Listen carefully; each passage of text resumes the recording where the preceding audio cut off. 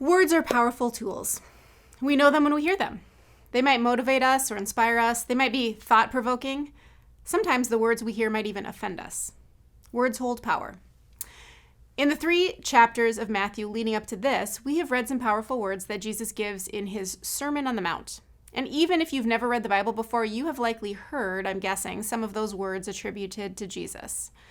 While he was on that mountain, Jesus spent a significant amount of time teaching and telling his followers what it means to live in God's kingdom. A kingdom that is truly upside down from what the world says to us, where everyone is invited to be a part of Jesus' family. And now here in chapter 8 of Matthew, Jesus, he has just come down from this mountain. And this is where the author of the book of Matthew makes an intentional shift for us as readers. Throughout chapter 8 and into the next chapter, we read about 9 fairly dramatic stories where Jesus brings the words that he's spoken on top of the mountain into people's daily lives. The author wants us to see the power in Jesus' authority held against the authority of societal norms or religious practices of those ancient Jews. Jesus was not just a teacher who inspires people with what he says. Through the authority given to him by God, he actually heals them. He brings peace in moments when they couldn't have imagined it was even possible. Chapter 8 begins with 3 vivid examples of Jesus putting his ministry into action. First, we read about him healing a leper, someone who was considered an outcast simply because of a skin condition. It was considered a violation of the law for Jesus to even touch the man. Next, Jesus heals the servant of a centurion. This was a Roman military officer who, it's important to note, was also a Gentile.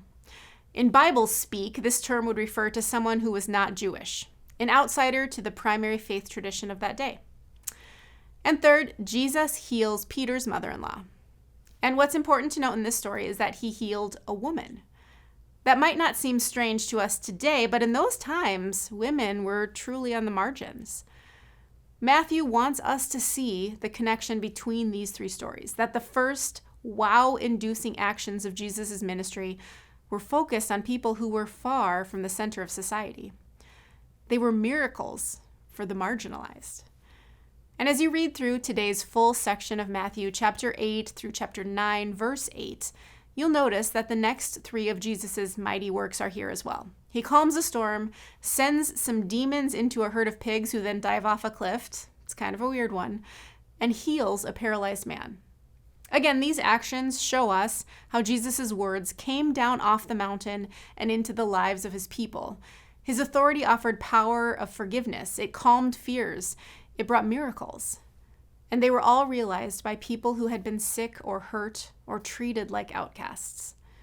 And today, as you read through these passages, especially those 6 action moments where Jesus offers healing and calms the sea, think about these as questions. Number 1, what is Jesus' willingness to move toward those who are considered outcasts mean for us?